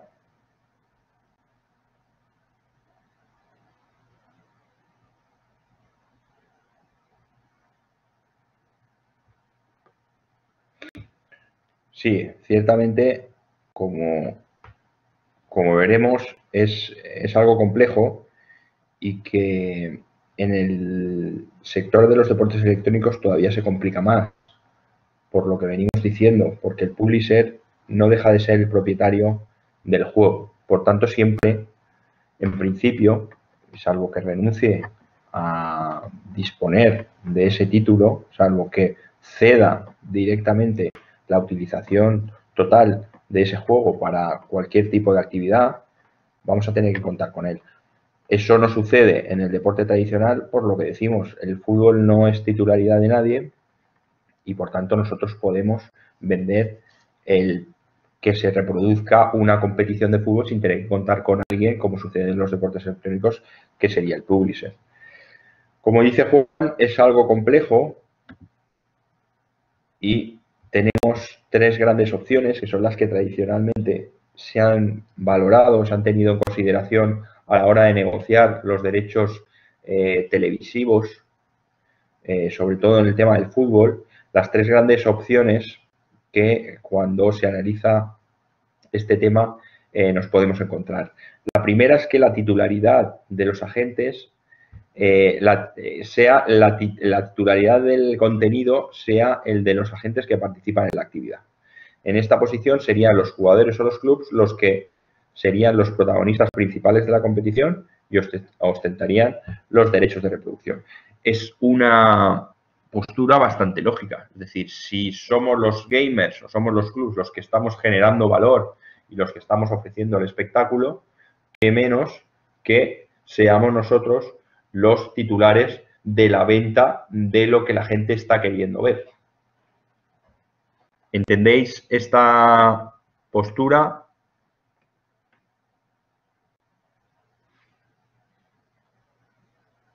Sí, Manuel. No, yo la entiendo, pero por mucho que sean ellos los que originan, digamos, el espectáculo, si no hay una competición, ellos no van a estar generando nada. A no ser que lo hagan a título individual, pues en una plataforma como Twitch, pero yo entiendo que la mayor parte de esos derechos, de esa titularidad, debería ser del organizador. Organizador que puede ser el publisher o no del juego, porque depende del juego, el publisher es el mismo organizador, así ahí depende. Claro, sí. Pero vamos, yo entiendo que la gran mayoría es el del organizador, es el que organiza el evento. Tú, si quieres, vas, pues esto es como la liga profesional de fútbol. Al final, los derechos los tiene la liga, no los tienen los clubes. Bueno, a ver, sí, no de todo, pero... un poco más complejo, porque al final la liga son los clubes, ¿sabes? Ahí realmente la comparación no es del todo válida. Lo que sucede en el fútbol es que se han centralizado. Es decir, lo que se ha conseguido es que no sean los clubes de manera individual quien negocie con las televisiones, con los operadores de televisión, la venta de esos derechos. Pero realmente los derechos, al final, la liga los reparte entre los clubes.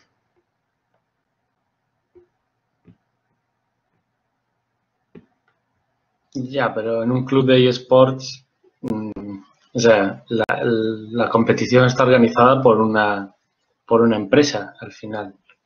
Entonces, si tú quieres participar, pues tiene que ser bajo el paraguas de las condiciones que ponga esa empresa, y ahí tendrás que negociar ya, pues, qué parte de esos derechos te quedas tú, cuál la organización, pero no puede, o sea, no puede ser simplemente los jugadores o clubes los que ostenten esos derechos, no, eso es inviable. Sí, lo que pasa es que aquí volvemos al debate en torno al que gira gran parte de las clases, es el tema del deporte o no. Es decir, aquí lo normal sería que, como el espectáculo lo generan los clubes, la organización de esas competiciones la acaben haciendo los clubes, que es un poco lo que sucede con la liga. ¿Qué pasaría si todos los clubes que participan en la LVP o que participan en la SL Masters o en los Masters de DreamHack se pusieran de acuerdo y organizan ellos sus propias competiciones?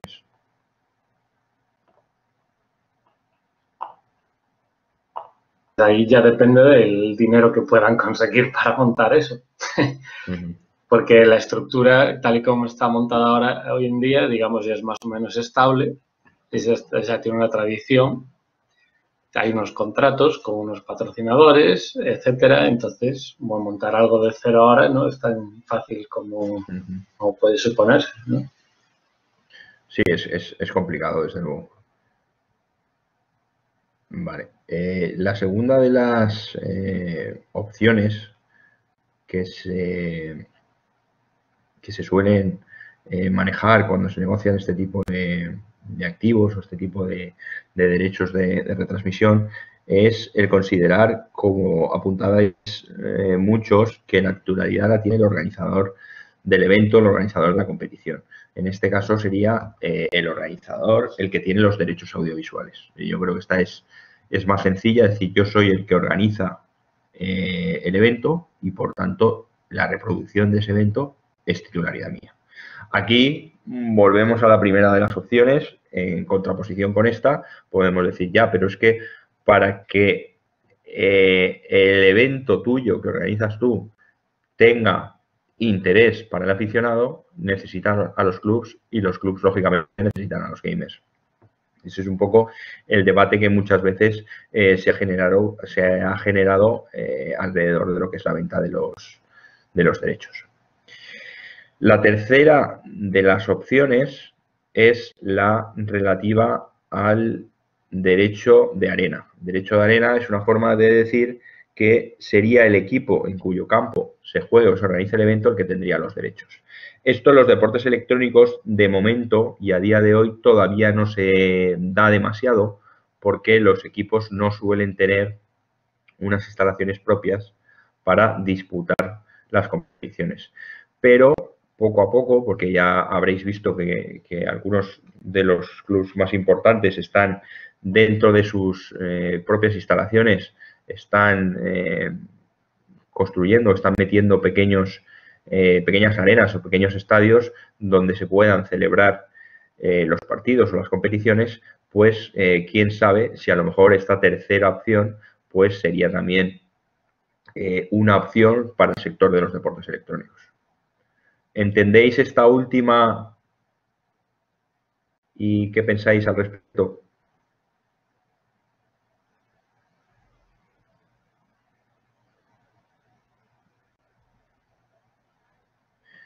Pregunta Verónica que en la práctica qué postura de las tres se utiliza.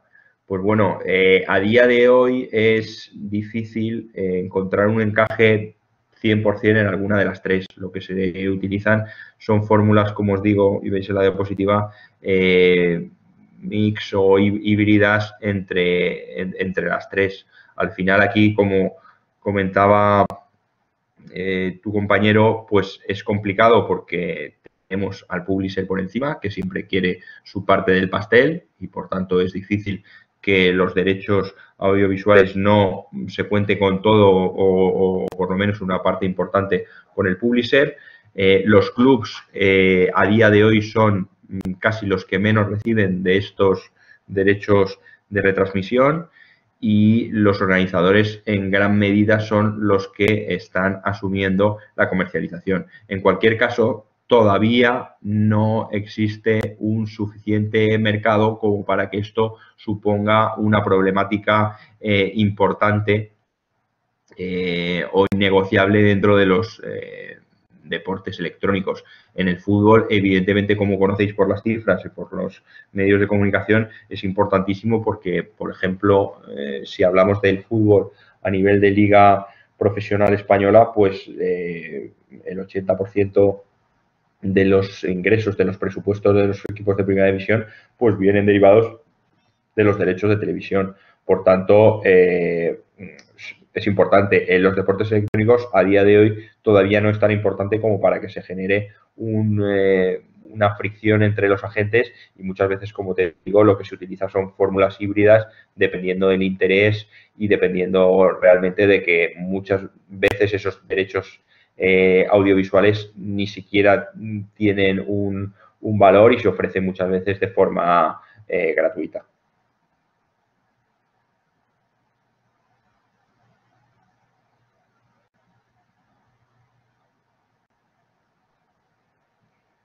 ¿Tenéis alguna duda respecto al tema de los derechos audiovisuales?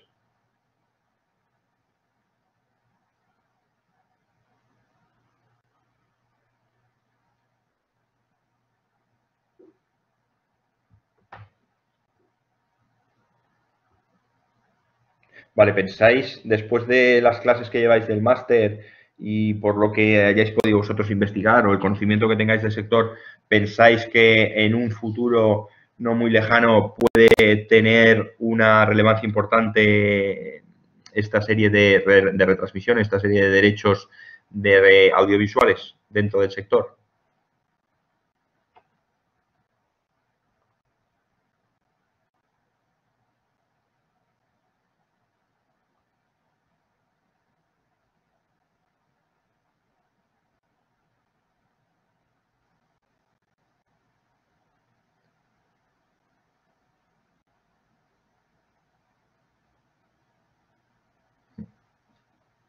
En este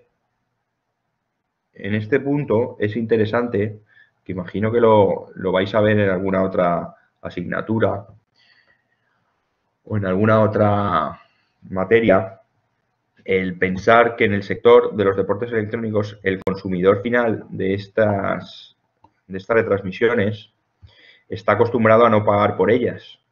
Entonces, va a ser difícil el que de un momento a otro cambie un poco el sistema y que estas competiciones, para visualizarlas, para tener acceso a las mismas, se acabe pagando. No sé si os habéis planteado esto, si lo habéis comentado en alguna otra clase.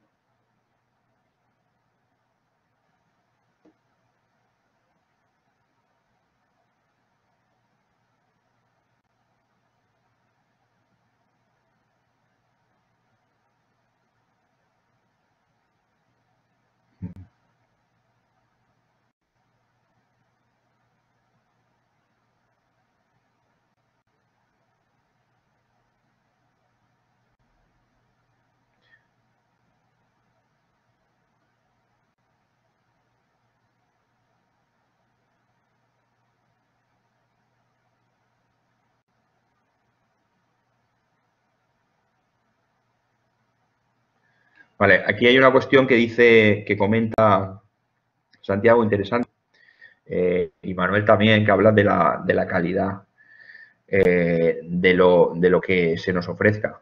Al final, también es verdad que el público objetivo de los deportes electrónicos está acostumbrado a no pagar, pero, sin embargo, en los últimos años sí que es verdad que con la aparición con fenómenos como pueda ser Netflix, estamos volviendo a lo que se puede considerar micropagos por la calidad. Es decir, estamos acostumbrándonos con servicios como pueda ser el Premium de Spotify o el mismo Netflix o HBO a pagar mensualmente pequeñas cantidades por mejorar la calidad de lo que, por ejemplo, la televisión tradicional nos ofrece. Por tanto, ahí pues hay una cuestión a analizar en los próximos años de cómo van a avanzar, como os digo, estos derechos audiovisuales relacionados con las competiciones de deportes electrónicos.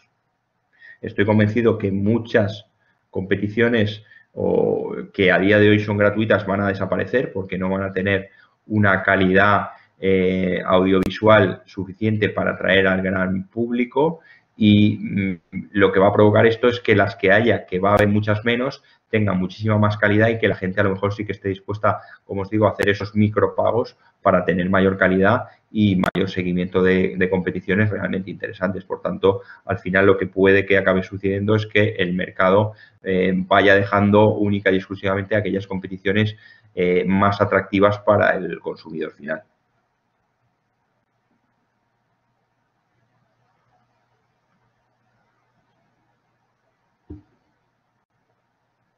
Sí, evidentemente, Manuel, como dices, tiene que ser algo progresivo, porque al gran público, como os digo, acostumbrado a ver en YouTube o en Twitch competiciones gratuitas, pues es difícil que de un día para otro se le pueda exigir un pago, porque lógicamente ahí lo que puede haber es una catástrofe y no sé muy bien el sector cómo lo podría asumir.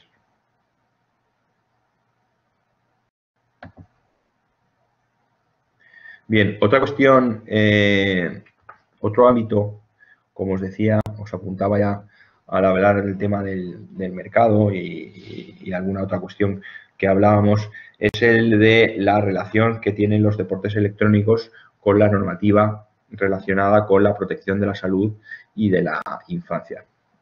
Es innegable que en los últimos años los deportes electrónicos empiezan a tener una repercusión social, sobre todo en el ámbito de los menores, porque son los que están haciendo como propio el fenómeno. Dentro de unos años yo creo que el fenómeno será muchísimo más heterogéneo en cuanto a edades. Habrá gente más mayor, habrá gente más joven, pero a día de hoy nos encontramos con que la mayor repercusión de los deportes electrónicos se da en el ámbito de los menores. Por tanto, es necesario, al igual que los consideramos que debemos conocer la normativa de consumidores y cumplirla, el conocer cuál es la normativa que protege a los menores, protege a la infancia en relación a los servicios que nosotros como industria les podemos.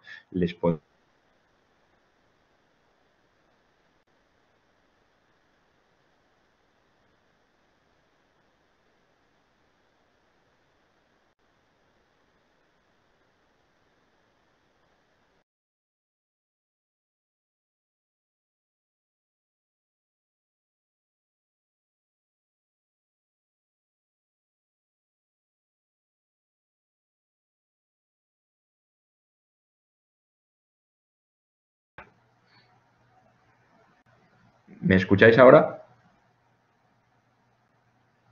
Vale. Os estaba comentando que, al igual que sucede con los menores, sucede con el tema de la salud. El hecho que como sector nosotros podamos estar vendiendo una imagen que no case con esa normativa, pues bueno, también, como os digo, vamos a tener que tener bien en consideración cuando lancemos algún tipo de producto, algún tipo de actividad. Vamos a tener en consideración que existe una normativa de protección de la salud de los ciudadanos que tiene que estar en consonancia con lo que nosotros estamos vendiendo para que no tengamos ningún problema a nivel legal. Desde el punto de vista del agente organizador de eventos, la normativa de protección de los menores es, sin duda, como habréis visto en el manual, muy importante. ¿Por qué? Porque esos eventos, esas competiciones offline, que cada vez proliferan más, con eventos físicos, van a acudir muchísimos menores y, por tanto, es importante que dentro de esos eventos se cumpla con la normativa de protección de estos menores. Como podéis imaginar, dentro de esto estoy incluyendo pues todo el tema de publicidad de bebidas alcohólicas, todo el tema de ofrecer alcohol a menores, todo el tema de publicidad de apuestas, etcétera, todo el tema de pornografía, todo el tema de consumo de sustancias, pues son cuestiones que el organizador de eventos, cualquiera de vosotros que pueda estar trabajando, que pueda en un futuro trabajar para una empresa organizadora de eventos similares a, por ejemplo, un evento como pueda ser DreamHack, como pueda ser el Gamergy, pues tiene que tener en consideración que dentro de esos eventos se van a tener que respetar o se van a tener que cumplir una serie de normativas, una serie de reglamentos que están enfocados a proteger al menor por estas cuestiones. Sí, Manuel. Sí, una pregunta como alguien que no ha asistido nunca a un evento de estas características. No suele haber como en espectáculos, digamos, como conciertos, se me ocurre, por ejemplo, que hay una edad mínima y a partir de ahí pues necesitas una autorización o ir acompañado de un adulto. No, es que no sé. En principio, para este tipo de eventos, como pueda ser un festival DreamHack, no hay un límite de edad, siempre y cuando se cumpla una serie de condiciones, como te digo, que no se haga publicidad de alcohol, que no se vendan bebidas alcohólicas, etcétera. En principio no. Otra cosa es para determinadas competiciones que se pida autorización de los padres, porque sabes que muchas veces en este tipo de eventos lo que se hace es estar allí todo el fin de semana en la zona LAN compitiendo, y para estas zonas puntualmente sí que se pide la autorización de los padres, pero normalmente no existe un límite de edad para entrar.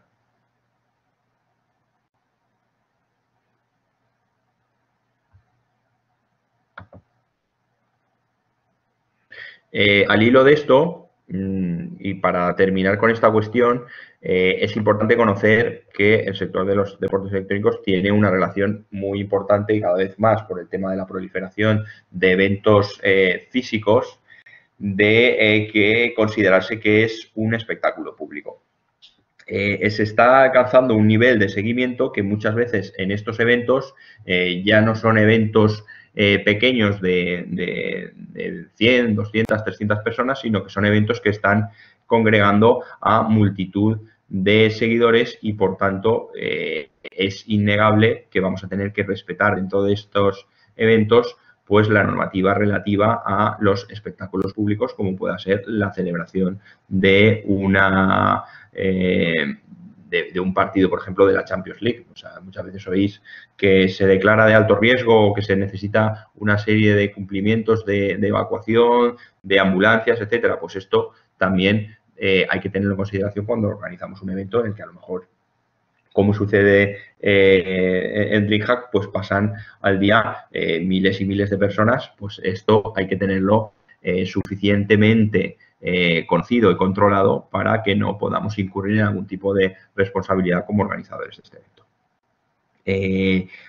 Os podéis imaginar que a nivel de espectáculos públicos la normativa es muy proteccionista. ¿Por qué? Pues porque cuando se congregan a número de personas, pues puede ocurrir sucesos que requieran una intervención, que requieran un control por parte del legislador para proteger al ciudadano en este tipo de situaciones. Por tanto, es normal que cuando vamos a organizar un evento en el que van a confluir o van a participar miles de personas, pues tengamos que tener un control importante de todo lo que pueda suceder alrededor y, por tanto, hay una serie de normativas bastante férrea que debemos conocer como organizadores de estos eventos.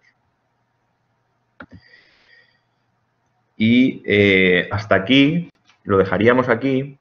A partir de aquí vamos a hablar de el modelo de regulación derivado del deporte tradicional, que ya hemos ido viendo en las clases, frente al modelo de regulación fuera del ámbito deportivo. Conforme a lo que hice en el manual, tenéis en el manual explicado las dos. La práctica que poníamos en la primera actividad guiada va un poco por aquí. Pues bueno, en la próxima clase vamos a seguir viendo y trabajando en estos aspectos. Si no tenéis ninguna duda de la clase de hoy, lo dejamos aquí. Son las 10 menos 10. Y nos veríamos ya la semana que viene, si no me equivoco, el lunes, con la siguiente clase.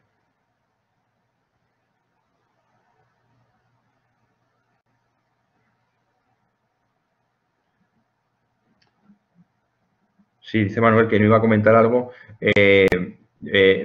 No, realmente lo que vamos a ir haciendo es viendo y cuando tengamos vista más parte del manual, os iré poniendo alguna otra actividad, independientemente de que en el calendario se hable de seminario o de videoconferencia. Pues bueno, yo lo que me interesa es que tengamos mayor conocimiento del manual y de las cuestiones más teóricas para luego tener capacidad. Yo veo que en las clases lo que sí que vamos generando es mayor participación y mayor debate porque vamos conociendo mejor conceptos importantes. Pero bueno, eso lo iremos viendo.